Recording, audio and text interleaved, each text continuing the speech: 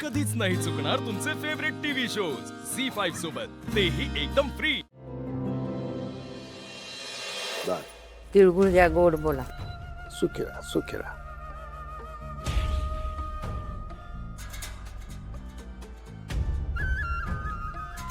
या या या या जावई बापू, तुळजा, आम्हाला लय बरं वाटलं तुम्हाला इथं आलेलं बघून. हा, लय बरं वाटलं. आम्हाला चिंता होती, म्हटलं तुम्ही येता का नाही. नाही, तुमचं आमच्यावर रागवणं आम्ही समजूच शकतो. तुमच्या जागी दुसरं कोणी असतं, अगदी आम्ही स्वतः असतो ना, आम्ही हेच केलं असतं. पण तुम्हाला एकच सांगतो, आम्ही आजपर्यंत कुठलीच गोष्ट कधी आमच्या स्वार्थासाठी नाही केली. मग तुम्ही भाग्याच्या बाबतीत जे काही केलं ते काय होतं? सांग, तेच सांगायचं बोलवलंय तुम्हाला. कसे सावई बापू आमच्यावर रागवले, कल्पनाच आम्ही सहन करू शकत नाही. पण आम्ही जे काही केलं ते आमच्या पोरीसाठी केलं. पण डॅडी, तुम्ही त्या पोराला शिक्षा करायला पाहिजे होती. तुम्ही तर हे प्रकरणच लपवलं. आम्हाला भीती वाटली हो, आयुष्य बर्बाद झालं असताना पोरीचं.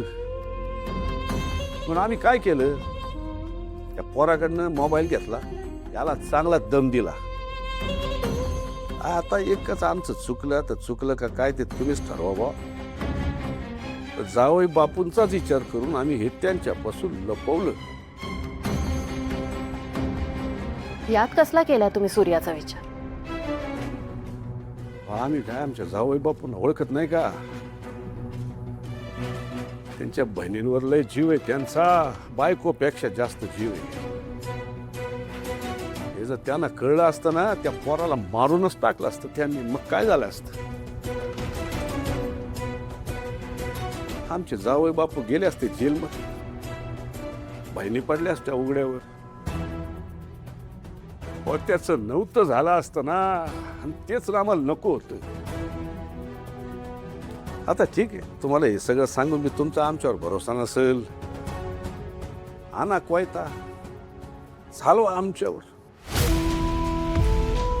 ही संक्रांत आपल्या नात्यावरच आली होती असं आम्ही समजू. जावई बापू, तुम्हाला एकच सांगतो, आमचा जीव घ्या, पण आमच्यावर संशय घेऊ नका. लय त्रास होतो, लय त्रास होतो. नका असं बोलू, माझं चुकलं. झी5 ॲप डाउनलोड करा आणि पहा सर्व एपिसोड्स एकदम फ्री।